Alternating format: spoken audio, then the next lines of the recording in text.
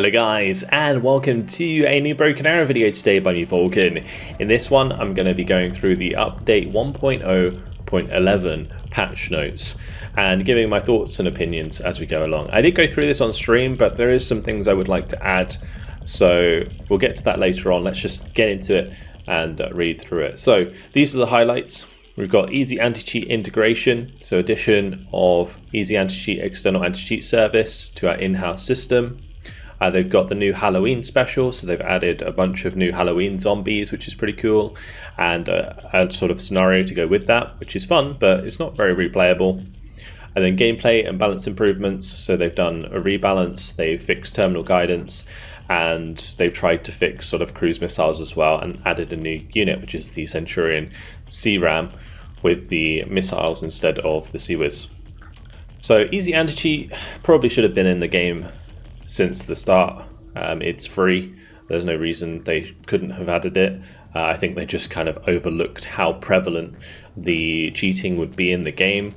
But it's good that it's finally there, and hopefully it will stop a lot of like the game engine cheats and stuff like that. That's pretty simple to combat. Obviously now people are going to start working on more complex cheats, but it's always an ongoing battle with cheaters, unfortunately. Then we've got, when launching Broken Arrow, people can now play offline. So if you want to use trainers or like cheat engine, for example, in single player, you can by playing with anti-cheat disabled. But of course, if you want to be online, then you need to have anti-cheat enabled. Now, there has been a lot of people having issues with getting easy anti-cheat to work. If you are having problems with that, I think on the official Discord, the creative director made a post saying how to install the anti-cheat sort of directly and manually, which you may have to do if you're having trouble using like verify integrity or reinstall. So look into that if you're having issues. It is unfortunate side effect of adding it to the game, so it is what it is. Halloween special gift, this is with the different new zombies they've added. So they've added walkers, runners, smokers, which leave a smoke trail and explode into a burst of fire. They've got spitters, which are like ranged attack and leave like damage over time. Boomer explodes, they really do explode big. And then the thrower throws cars, and they can actually do a lot of damage. They've also added some interesting units, so police, civilians, and SUVs.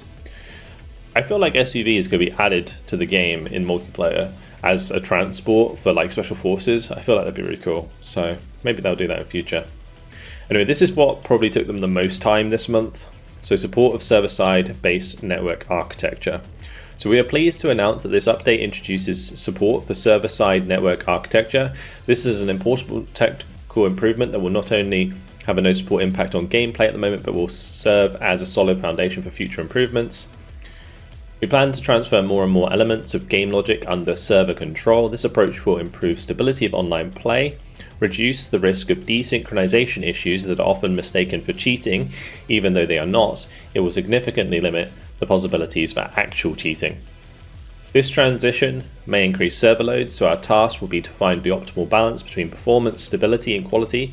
Work in this direction is already underway, and we'll carefully monitor feedback to ensure a comfortable gaming experience for players. So this takes a lot more effort than people probably think, because they basically have to redesign the game to work off the server rather than off people's local PCs.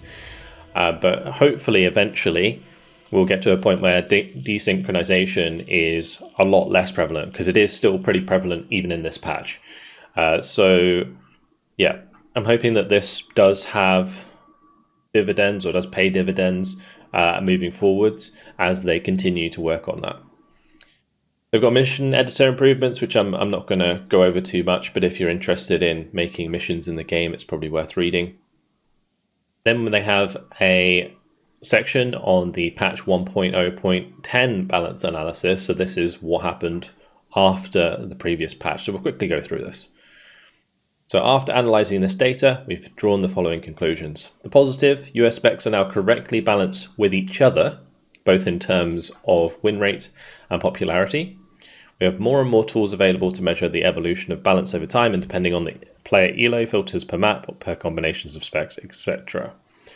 The negative, the win rate discrepancy between US and Russian faction didn't reduce despite our efforts in this direction, it actually got bigger.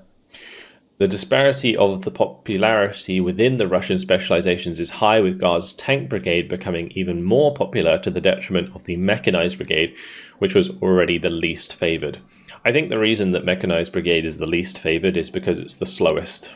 It's actually harder to play for newer players because it requires you to actually build a cohesive force and kind of push slowly, or on the other extreme, push all at once. So save a bunch of points, make a massive smoke wall and push through, but it requires a lot of micro. So both are like kind of quite intensive ways to play, but they can be extremely effective. So it's not really a new player thing. Anyway, one factor explaining the US win rate staying low was the appearance of a bug preventing terminal guidance missiles from reacquiring in some conditions.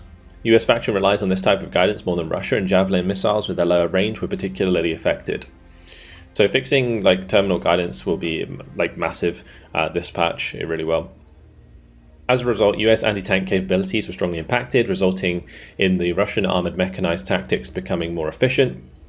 A second factor is that the KH-32 missile, which was already identified as a problem in 1.0.10, was supposed to be considered a high altitude projectile, and intercepted at long ranges mistakenly remained a low altitude target. So this is talking about the cruise missile that is fired off the Tupolev 22, the Kitchen missile, and basically it wasn't able to be targeted at high altitude, so it was only targeted once it got to low altitude, which is why it was so hard to intercept. As a result, these missiles continued being a low risk, high reward option. So for this patch, they set themselves three main objectives: reduce the prevalence of cruise and ballistic missiles to refocus the fight more on the front line, reduce the win rate discrepancy between USA and Russia, rebalance the interest between Russian tank and mechanized specializations. So, changelog. Additional anti-cheat layer, of course. Easy anti-cheat has been added. Added a context message in-game when a player tries to reconnect. You'll be aware if a player tries to reconnect as soon as they click the button instead of after finishing loading. This is fantastic because I think an issue that could happen in multiplayer games, particularly if you're playing solo, is as soon as one person disconnects, it can cause a chain of disconnects because people like quit because one person's already quit. And knowing that that player is trying to reconnect ASAP is very important to stop that happening. So this is good. The general fixes and improvements. Victory points compensation mechanic now compensates 100 points per war goal achieved instead of enemy victory points. Now this is not really very clear. I'm not entirely sure how it works, but there is now a message that tells you how much you get compensated based on how far behind you are at the end of a phase. A lot of people didn't even know that this was a thing because you just don't notice it, but every time you are behind in a phase, you get given like a big increase in points at the end of that phase to kind of help you as some sort of comeback mechanic. So they've adjusted it, I think, to make it so that it doesn't give you as many points if you're so far behind, basically. Fix an issue preventing players to progress with specialization levels. As you can see, I've now got my post-patch day parry Airborne Sapper badge, yay! I was working on that for ages and it was stuck, but with that being done, it is now fixed. Wonderful. Then we have fixed lobby and post-match UI screens when players have reached level 100. There is a level 100 player called Zulu who was having issues on the scoreboard where his profile wouldn't load, and obviously had issues after the end of the games. Took him 1,155 matches. He said about 1,000 matches to get to level 100. I'm kind of working on it, but I'm only at 392, so I've got a little ways to go, that's for sure.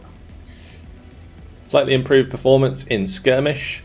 Pathfinding improvements on the maps Riga Airport, Jelgava, River, Baltisk and Cheklovsk Air Base. Fixed an exploit allowing non-amphibious units to go in water.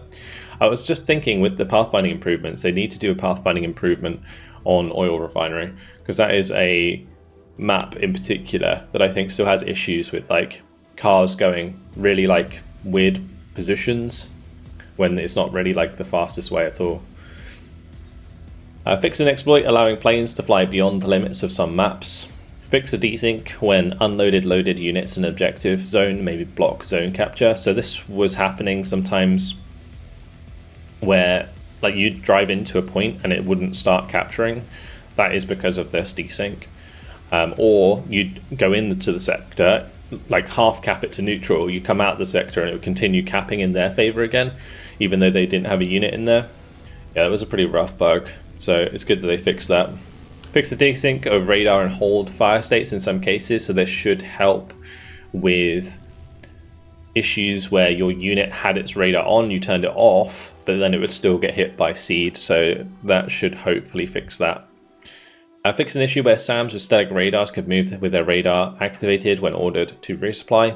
Just a little bit of an exploit, but good that it's fixed.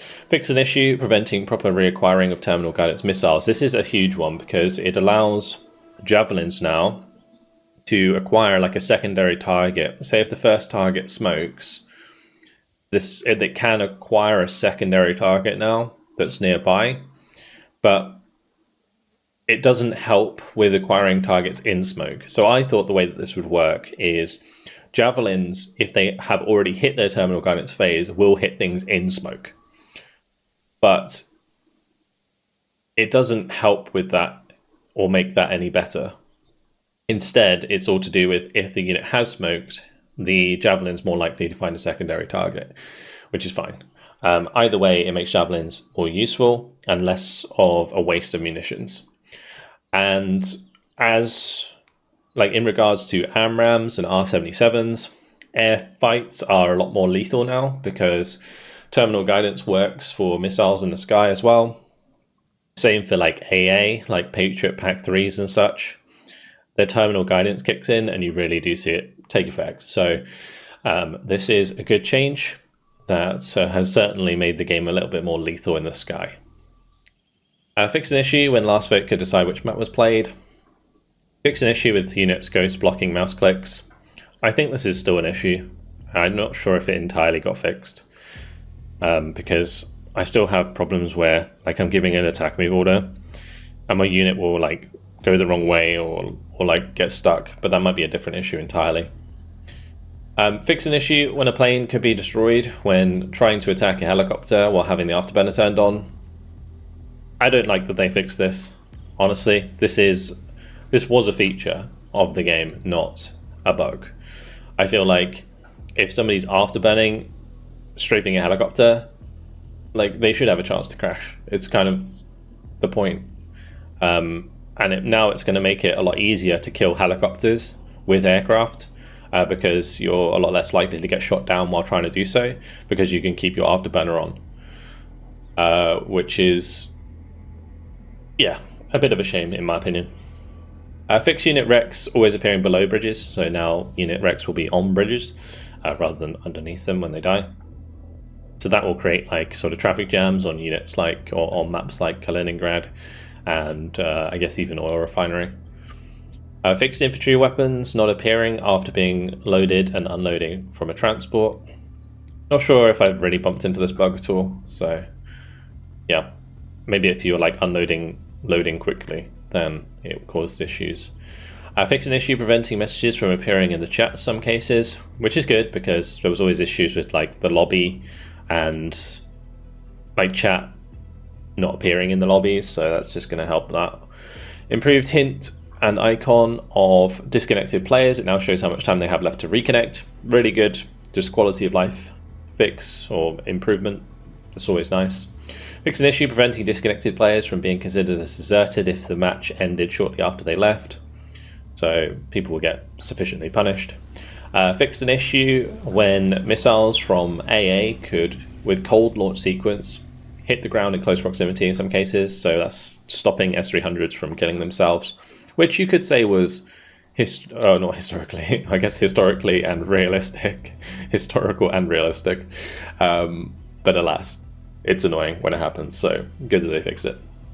Fix an issue when models died inside house stuck at house exits, so this was just to do with like you replenishing a squad and then one of the squad members gets stuck.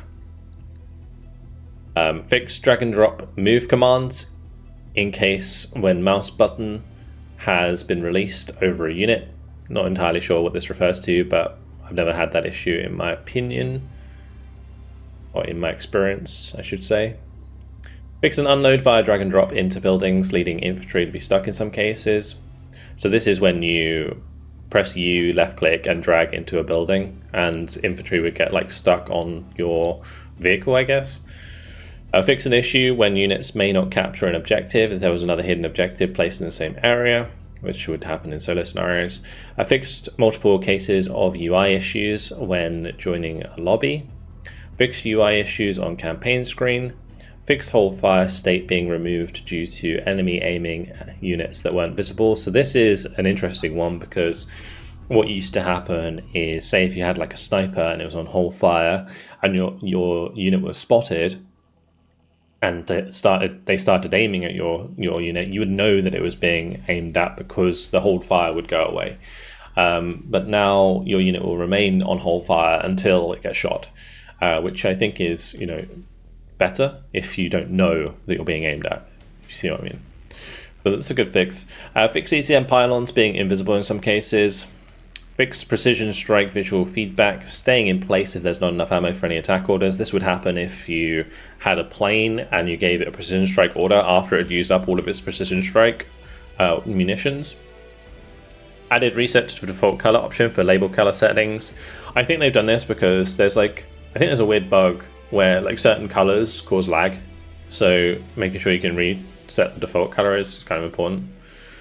Reworked AH1Z LODs and camo fixes. Fixed missing explosion sound effect for the 105mm cluster shell. So this is the cluster shell that they added to the Striker SPH, so I assume that they made it so you can, like, well, basically they realized after adding it that it was broken and therefore fixed it. Remove redundant sounds for some pop-up windows, various localization fixes and improvements, various fixes to PvE scenarios. Alright, mission editor fixes and improvements. I'm not going to go through, but if you want to read them, feel free to go to the patch notes. I think what people are more interested in is the balance change log. And I will give sort of like an overall opinion on a lot of this stuff towards the end after we've gone through it all, just so that you guys have context. So the balance change log. KH-32 missiles are now correctly considered as high altitude targets and engaged at long range by heavy SAMs. This does make a big difference, it really does. PAC-3s are very effective at shooting them down now. Missing ammo value doubled when units are refunded, so selling a ballistic missile launcher after shooting will cost you double, for example. The planes are unaffected by this global change and receive individual changes instead, so they've just increased the cost of harms, like anti-radiation missiles in general, from 30 to 40. This is the KH-31, which I guess is the helicopter one. Then we've got the SLAM ER cruise missile. I'm not sure why they increased this in cost, because I don't see many people use this. This is the one that's on the Hornet, I believe. We go to the Arsenal and we go to the F-18. It's F-A Hornet. I think it's the one on here. Yeah, this one. It only has like 40 damage, which is not very high, but they've made that more expensive now, which is weird because I don't see many people use it at all. Anyway, JSM cruise missile resupply cost increased as well. This is another one that's kind of bad. The KH-59 Mark 1 and Mark 2 cruise missile resupply cost increased from 32 to 50. So this is the one on the Su-57. So this one, which is the one that hits cluster on the ground, so it's good for killing tanks. You've also got the one on the Su-30 that also got the nerf as well. That's this one, the KH-59 MK. Both of them have also had their damage reduced, but we'll get to that in a moment. So they kind of got double nerf. Anyway, JASSMs have had their resupply cost increase from 45 to 50. So that's things on like Nighthawks and F-15EXs. KH-29 missile resupply cost increased from 30 to 45. That is the one you can see to the right here, the KH-29 on the Su-30. I believe there's other platforms that can use it. And then there's the KH-32 as well, which is the Tupolev 22 kitchen missile. So cruise missiles launched from planes, aim time increased from 1 to 3 seconds. This prevents cruise missiles from being fired at the last second to make them impossible to dodge. This was happening a lot with the KH-29. The aim time is the delay before shooting a salvo of missiles, not the time between 2 missiles and a salvo. I believe they actually nerfed the KH-29 last patch, but now they've kind of done it for all cruise missiles. KH-59 Mark 1 and Mark 2 damage reduced from 10 to 8.5s. So that means you can no longer use only 2 of these to kill an Abrams. You actually need 3 in order to get the job done, which is kind of quite a big nerf to some loadouts on the Su-30 and also the Su-57. So yeah, a pair of KH-59s fired from a Su-57 was able to destroy any vehicle. This was making the use of tanks almost impossible on the US side, especially in team games. I imagine that happened a lot. J7 PVK 500 damage increased from 7 to 8.5. So these are the cluster glide bombs. So for example, if we go to the F-35, you have the JSO here, and this is now 8.5 instead of 7, so it doesn't really change the amount it takes to kill a heavy tank, but it does allow you to kill lighter targets in 2 hits rather than 3, because at 7 damage it was like everything required 3 at least. So having like F-35s with double JSO was kind of pointless, but now it should make them a little bit more prevalent. I've seen people use them on Vipers a decent amount now. Alright, next one. Reduce Russian Guard tank specialization power. All specializations within a faction are linked together, so if one of them is overperforming, all the other specs benefit from it. This is the case of the Russian Guard tank specialization, which is putting up the win rate of all other Russian specs and as a result the entire Russian faction. Targeting it in particular will allow to rebalance the 2 factions, but also the balance inside the Russian faction. So the T-15 Barbarous has been moved to the vehicle tab with an availability of 2. This is huge. And if I go to one of my decks, you'll see just how much this is affecting these. So I already have stuff that's still like not working. This is a good example. So where like some of my units, probably the old engineers used to have Barbarous, now you have to bring the Barbarous in the vehicle tab. And you can see that my vehicle tab's already full of like tanks and Terminators and stuff. But now you've got to squeeze in Barbarous as well if you want to bring them in. And so that's a pretty huge change. The Barbarous also had its 57 nerfed by doubling its price. You can see that the Kinsar module is now 100 instead of 50. I think this is a bit much. Like putting it into the vehicle tab already and nerfing the availability is already a huge nerf. Like making the Kinsar module like double price as well is like such a sucker punch for this unit, because that's probably not going to get used as much as it used to, which is probably a good thing for a lot of players. I'm sure nobody's going to complain about it, like on the US side at least. But alas, it's a fun unit to use, and like over nerfing something like this is a bit of a shame in my opinion. Book moved to tank, and the S300 moved to mech. So now the Guards tank has access to the Book instead of the S300, which makes a spec like this, like VDV tank, actually a lot worse, because you don't have like super long range radar AA anymore. You've just got the Book. You can go for like the Book M3 if you want terminal guidance still, and a bit of extra range on those. But that being said, the Book M2 is still really good because it has 20 damage and it can one-shot enemy CAS. So yeah, I don't think it's like as much of a nerf as they think it is, because the Book is still pretty effective. The Cornet T was reassigned to mech specialization. This is the single launcher unit, not the double launcher unit.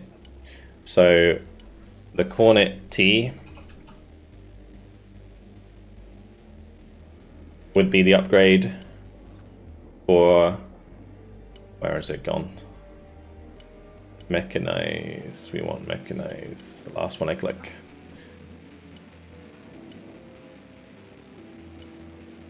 It's here somewhere. I have it in one of my units. I think it's in my tank mech. Maybe not. I'm tripping. I'm actually tripping. Anyway, the Cornet T, I must be looking in the wrong place for that. Regardless, it's the one that fires singular. It doesn't ripple fire like the VDV Cornet does. The VDV Cornet is the scary one. The Engineer Sturmoviki have been reassigned to mech. So now if we go to, I'm just going to go to like the Guards mech deck. So tank mech here. And so you can see that these are now actually part of mech, but if you run it with Guards, then it's still pretty effective. And then Sturmoviki is now part of Guards instead of mech. But obviously in this case you can take both because you're mixing the specializations. But if I go to like Tank Coastal, we now have Sturmoviki instead of the Engineers. Or if I go to like Moto Mech, we've now got the ability to bring Engineers in the mech. Which I don't know how I feel about it. I mean, they come in pretty slow transport, so it's a lot less easy to like hot drop with these than it used to be. But alas, they've changed the squad sizes, so Engineer Sturmoviki have been reduced from 8 to 7 to fit in BMPs, and Sturmoviki have been reassigned to Guards, but Sturmoviki have been increased from 7 to 8 and had an additional PKP added.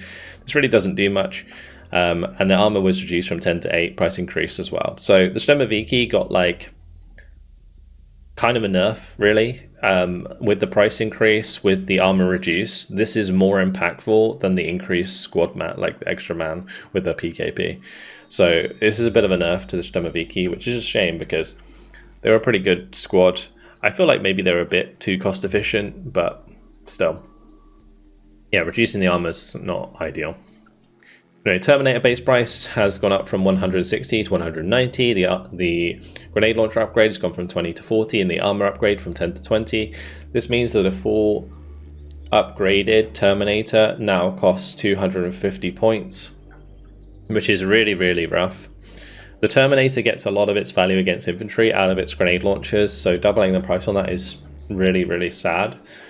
Personally, I don't mind the nerf to the price, right? The base price going from 160 to 190 is fine, but I feel like this nerf going from 20 to 40 is really, really bad for the unit because, as I mentioned, most of the anti-infantry value comes from the grenade launchers. The armor upgrade, sure, you can keep that if you want to as 20 points, but yeah, this upgrade is rough. It should be like 230 points with max upgrades, in my opinion, maybe a bit less. BRM 3K, the 57 has been increased in price, doesn't really change all that much. The 57 plus attack has been increased by plus 10, and armor upgrade has gone from 15 to 20. So like a full upgraded BRM 3K is now 155 points, which is fine. I mean, the 57 is really good, so I think that's a fine nerf. Kurganets and Boomerang. This is a massive change. This is a change that I've really wanted in the game for a long time. So APS charges have been reduced from 4 to 2, and APS option reduced in price. So the big thing here is this. So one of the greatest disparities between Russia and America in this game has been that the Kurganets and Boomerang have those extra APS charges. Like the IFVs are so different in effectiveness because of it. Because especially when you consider that American IFVs rely on tow missiles, if you think of like things like Bradleys in particular. Bradleys really struggle against Kurganets and Boomerangs because of the APS. And now you can actually have a good chance to take care of those units with tow missiles because they'll run out of APS if they continue to engage you. They can't just like charge blindly into your forces anymore because you can get rid of those APS charges much quicker, and it allows your infantry to also deal with them easier as well. So it just basically makes people less able to just charge blindly into your forces. And the Kurganet Sepulchre module's been increased, so that's just sort of reducing the prevalence again of the 57. So if we go here, the Apoca is now 75, and I think 150 points for a 57mm autocannon is fine in terms of pricing. And then we've got the BMP3 also with its price increase. Okay, back to the next one. US faction improvements. In comparison, the US faction has much more balanced internally, but there's not one specialization that's strongly pulling the others up or down. So the buffs applied to US faction only aim at improving the win rate of the faction in general. So Javelin missile minimum range reduced from 200 to 100, so this should allow Javelins to help deal with sort of tanks at closer ranges now. It's not going to help all that much because Javelins don't top attack at this range, so you'll be doing much less damage unless you're hitting like the side or rear armor, because you're not hitting the top armor. F-16s added options for aim 9 on middle pylons. Bradleys have had their base price points reduced by 5, so just a little buff for Bradleys. Slam Ram repurposed as SHORAD unit with the ability to engage helicopters at the cost of shorter range against planes. I'm not sure if I'm a big fan of this. I think Slam Rams are good, or were good, at 130 points with like the 4 AMRAMs against aircraft. Now the AMRAM range is like really short against aircraft. Now bear in mind this is doubled if you have the high altitude range turned on, but the radar turned on. It doubles the high altitude range, so you're looking at 3,300 meters range against enemy aircraft. But yeah, it's not really much. It's not much at all. So in some specs, especially something like airborne special forces, where you're kind of reliant on the Slam Ram, having that with a lower high altitude range now is really rough. But I do like that they've made it so they can target helicopters, but I think the nerf against aircraft is too much. They should have just kept the price up, because instead what they've done is they've reduced the price. They've got the 6 AMRAM boss variant gone down as well, and the AMRAM plus AIM-9s. Now people have asked me why you would take like AMRAMs plus AIM-9s now, especially since AMRAMs are better than AIM-9s. But I think the reason is ripple fire. Also, apparently the AIM-9s can fire on the move because they don't have this can't shoot whilst moving. So maybe the AIM-9 can actually fire on the move. I'm not entirely sure if that's actually the case, but yeah, I don't really try it very often. I usually just stick with the cheapest variant of the Slam Ram. Yeah, that's how I would use it. Regardless, I would have just liked it to increase effectiveness and maintain the same cost. Alright, new customization for Centurion. So now we have the CRAM instead of the CRAM, as in the letter. So if we go to the CRAM, you can see we've got this variant, which people use to shoot down sort of cruise missiles and SEAD. But now you have the CRAM, which is, it's okay. It has, like, again, only 3,200 against, what's that, 3,100 meter range against aircraft. It doesn't intercept missiles very well, but it is decent SHORAD. It does miss occasionally, but it's better than anything we've kind of had on the US side before, because it's doing 14 damage. So it can technically two-shot helicopters if it hits both shots, but we all know how US SHORAD is when it comes to actually hitting something to begin with. So yeah, I've had fun with this, and it is a nice addition.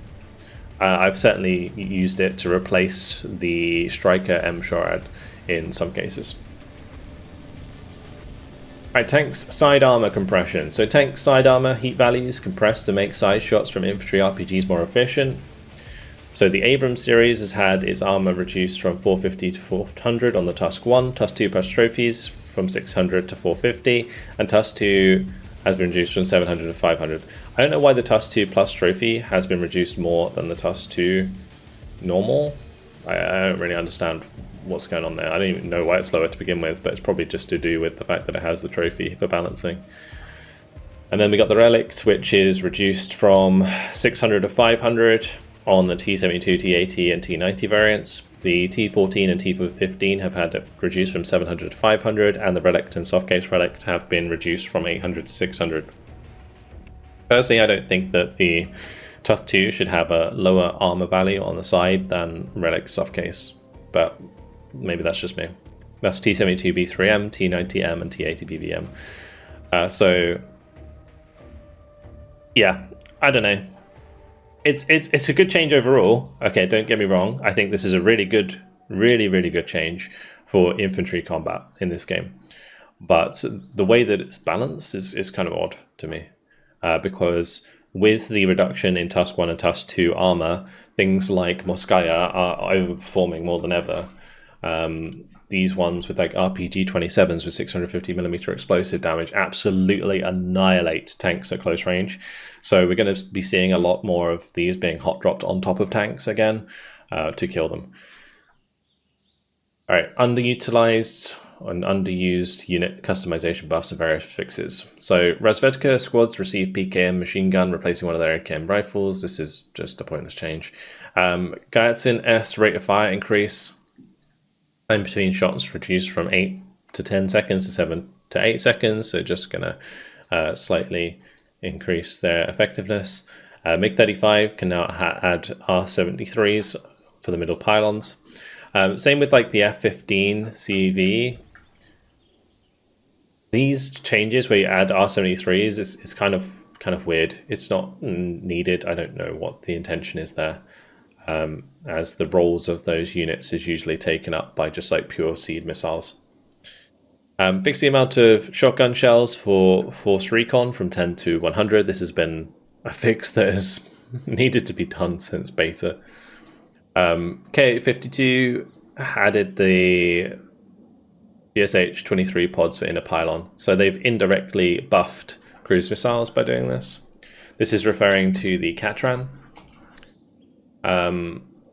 Instead of running rockets now, you can run gun pods, and then obviously you can run cruise missiles. So you've made the Katran cheaper by like 10 points by doing that, which is interesting considering what their plan was with this patch. Okay, Russian default deck has been changed from motorized mechanized to coastal mechanized. As an experiment, we'd like to observe how much the default deck impacts the specialization pick rates and win rates. So there we go. All right, that's basically it. So if we go back up to the top and we go, for this patch, we have set ourselves 3 main objectives. Reduce the prevalence of cruise missiles and ballistic missiles. Have they managed to do this? Okay, as I just mentioned, they've just buffed the Katran, which is a cruise boat, right? And people use them quite a lot. So in that case, no. Have they reduced the effectiveness of the Tupolev 22 though? Yes, they have. The Tupolev 22 is a lot more, well, a lot easier to counter than it was before. But what I will say is, like, yeah, cruise in general in the game is not reduced. I think maybe like people using Iskanders is reduced even more than it was before. But then again, like, I never really saw people use Iskanders that much previously. So I feel like they've just kind of like almost over-nerfed that now. Reduce the win rate discrepancy between USA and Russia. I think they will succeed in doing this in this patch, 100%. How much so? I don't know. I feel like Russia's still pretty strong. Like, a lot of the nerfs seem pretty harsh, like especially when it comes to like the Barbarous, for example. That's like a massive nerf to guards. But if you play guards mech, you're still getting a lot of the best of both worlds. So I think guards mech is going to become very prevalent now, which is funny because they wanted to reduce guards but increase mech, but I think they're going to just end up increasing both. Because of that, like increase the combination rather than anything else. And then they got rebalanced the interest between Russian tank and mechanized specializations, but now people are just gonna, like, say, play tank mech. I think the mech's probably somewhat better than it used to be, but mech was never bad. I feel like a lot of the reason that mech wasn't played much was a skill issue. People haven't like really figured it out yet. So, you know, eventually I think it's going to be good, or eventually you'll see people pick it up more, because I think it's really good. Like, mech's always been pretty decent value for money and so on. So yeah, anyway, in terms of like overall thoughts on the patch, I thought I'd leave this to last just to like not put people off too much, but basically I feel like this patch has actually added bugs that weren't there before.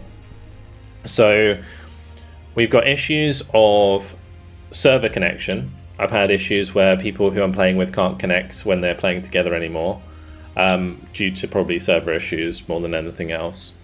There's a new bug where the scoreboard incorrectly shows you what your score is, either by doubling the kills or losses that you have. Like basically the scoreboard is useless for telling like how much or how well you're doing in a game now, which is really, really bad. Thankfully the score on the scoreboard doesn't translate to the score or the victory conditions at the top of the screen when you're playing, because otherwise the game would be completely busted. So I think they've kind of dodged a bullet there. But I do still think that the statistics on the scoreboard are affecting your profile. So people are going to get some real scuffed profiles where all of the, like especially when I've seen people with like 25,000 losses or something like that, and now that's going to be like permanently attached to their profile. That is a little bit of speculation because it's hard for me to tell if that's really affecting my profile, but regardless, if it is, that's a problem. I don't feel like desync is that much better than it was before. I'm still having big issues with desync this patch. I just hope that it gets fixed more in the future. I do think that the anti-cheat is going to have a big effect on the game and should hopefully reduce the prevalence of cheaters. But yeah, overall I think the patch is really good. Like it's a great step in the right direction. Is it what people expected after like a month and a bit? Probably not. You know, people want more out of these patches, and I think hotfixes are so dearly needed, like especially regarding like the scoreboard issue I was just talking about. There needs to be hotfixes. Like please hotfix your game. Don't wait another month before fixing this stuff, because it is going to keep killing the player base. It is really bad that a patch can add a bug and then they don't fix it for another month. Like it's terrible. Absolutely terrible.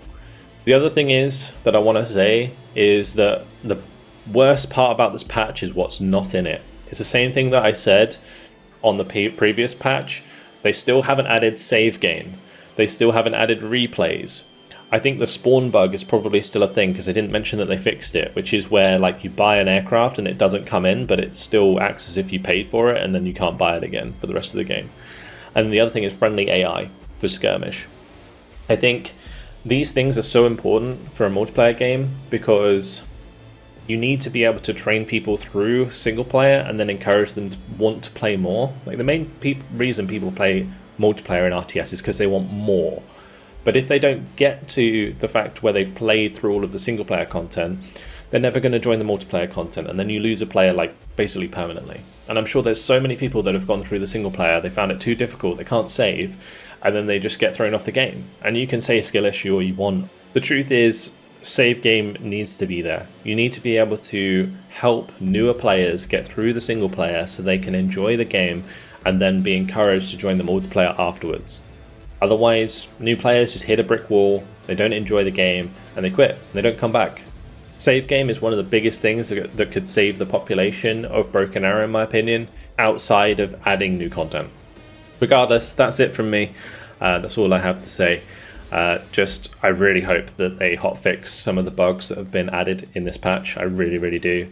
Otherwise, there's going to be big problems with player count. Like, Broken Arrow is still one of the best RTS there is, but they really, really need to sort it out. Anyway, that's all from me. Hopefully you guys have enjoyed the video. Thank you very much for watching. Let me know what you think of the patch in the comments, and I'll see you in the next video. Goodbye.